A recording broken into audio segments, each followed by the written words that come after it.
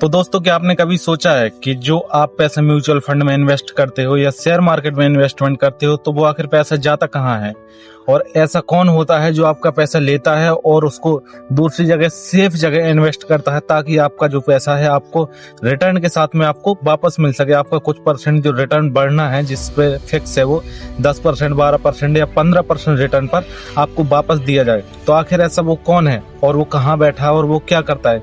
तो चलिए आज मैं उसी के बारे में बताऊंगा कि जो आप म्यूचुअल फंड में इन्वेस्टमेंट करते हो या शेयर मार्केट में अपना पैसा डालते हो या एफडी में डालते हो या कहीं भी डालते हो तो वो आपका पैसा जाता कहाँ है और आपको कैसे रिटर्न मिलता है।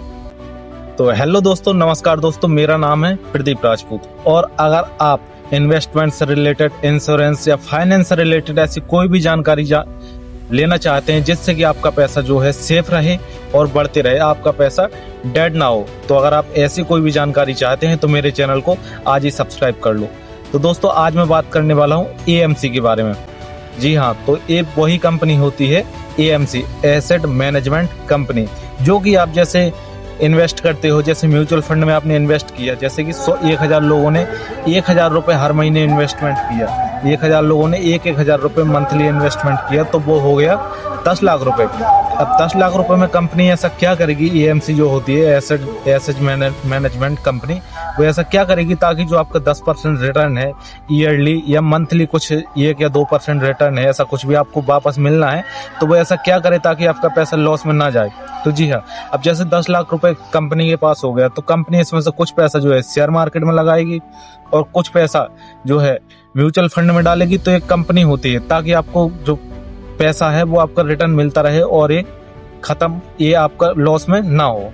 अब बात कर लेते हैं जो एएमसी है, तो ये किसी बैंक की होती है या किसी जो शेयर मार्केट की कंपनी होती है या उन लोगों की होती है। ये जो एएमसी होती है होती किसकी है आखिर? दोस्तों, जो ये एएमसी कंपनी होती है ना तो ये सरकारी होती है और ना ही प्राइवेट होती है। एक्चुअली इसको प्राइवेट होने के बावजूद भी इसको सरकार में रजिस्टर करवाना पड़ता है और कुछ % टैक्स भी देना पड़ता है, सरकार को पे करना पड़ता है।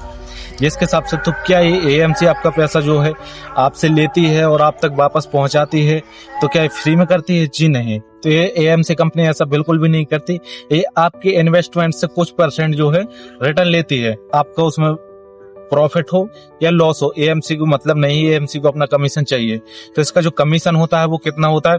0.3%, 0.30% से लेकर के 2% तक इसका एएमसी कंपनी का कमीशन हो सकता है। और ये एएमसी कंपनी जो है कई हो सकती है, कोई बैंक है या कुछ भी इन्वेस्टर, कोई कंपनी है इन्वेस्टमेंट की, वो अपने खुद की एएमसी कंपनी खोल सकती है। अब एक एग्जाम्पल समझिए, जैसे कि 10 लाख रुपए है, किसी ने इन्वेस्टमेंट किया है, तो एएमसी को 10 लाख रुपए में से 50 रुपए या 200 रुपए मिल सकता है, बहुत ही छोटा अमाउंट होता है। लेकिन ये जब करोड़ों और अरबों में होता है तो एएमसी का काफी ज्यादा प्रॉफिट हो जाता है। अब जैसे बात करते हैं कि फंड डिसाइड कौन करता है, कि जैसे कोई शेयर है तो इसको कब खरीदना है और कब बेचना है। तो जैसे आप हो या मैं हूँ, मुझे जैसे शेयर मार्केट की नॉलेज नहीं है या आपको शेयर मार्केट की नॉलेज नहीं है, तो क्या आप कोई भी शेयर ऐसी आंख बंद करके खरीद लोगे ताकि कल के दिन आपको नुकसान हो जाए? तो एएमसी देखो ऐसा नहीं करती। एएमसी पहले उस कंपनी की पूरी डिटेल निकालती है, सब कुछ करती है। उसके बाद में जब आप पैसा इन्वेस्टमेंट कर देते हो तो वो पैसा आपका जाता है एएमसी कंपनी के पास। एएमसी उसके बाद डिसाइड करती है कि इसका जो पैसा है वो कहाँ इन्वेस्टमेंट करना है ताकि अच्छे से अच्छा प्रॉफिट हो सके। तो देखो, एएमसी बॉन्ड में कर सकती है, शेयर मार्केट में लगा सकती है, या किसी प्रॉपर्टी में लगा सकती है, या गवर्नमेंट के किसी भी प्रोजेक्ट में इन्वेस्टमेंट कर सकती, अच्छे से अच्छा आपको रिटर्न मिल सके। अब बात कर लेते हैं कि इंडिया की जो टॉप 5 एएमसी कंपनी है वो कौन कौन है। तो देखिए, जो इंडिया की टॉप 5 एएमसी कंपनी है वो ये है, वो देखिए SBI mutual fund AMC, HDFC mutual fund AMC, ICI mutual fund AMC और एक्सिस म्यूचुअल फंड एएमसी। ये जो कंपनियां हैं ये टॉप है, ये लोगों का करोड़ों अरबों का जो पैसा है वो मैनेज करती हैं।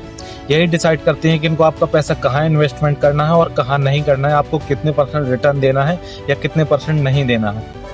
तो क्या आपने एएमसी में पैसा आपने जैसे इन्वेस्टमेंट कर दिया किसी भी म्यूचुअल फंड में या किसी भी चीज में आपने कर दिया, तो ये जो पैसा है एएमसी कंपनी के पास जाएगा, तो क्या ये 100% सेफ होती है? ताकि आपका पैसा, जैसे एएमसी कंपनी ने कह दिया किसी भी म्यूचुअल फंड का रिटर्न रेट है 3 साल का जैसे उसका होगा 25 से 30%, तो क्या आपको आपने 3 साल के लिए पैसा डाला तो क्या आपको 25 से 30% मिलेगा? नहीं।